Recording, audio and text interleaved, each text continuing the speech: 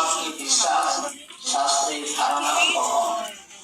শ্রীরামকৃষ্ণ বললেন, গুরু বাক্যে বিশ্বাস, তার বাক্য ধরে ধরে গেলে ভগবানকে লাভ করা যায়। যেমন সুতোর খিল ধরে ধরে গেলে বস্তু লাভ হয়। সাধক বললেন, তাকে কি দর্শন করা যায়? শ্রীরামকৃষ্ণ বললেন, তিনি বিষয় বুদ্ধির অগোচর,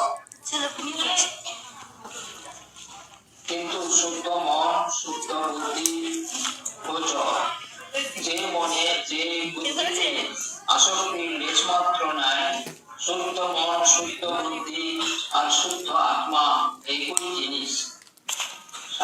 কিন্তু শাস্ত্রে বলছে, যত বাচন নিবর্তন্তে অপ্রাপ্য মনসা সহ। তিনি বাক্য মনের অগোচর। শ্রীরামকৃষ্ণ বললেন, ও থাক থাক, সাধন না করলে শাস্ত্রের মানে বোঝা যায় না।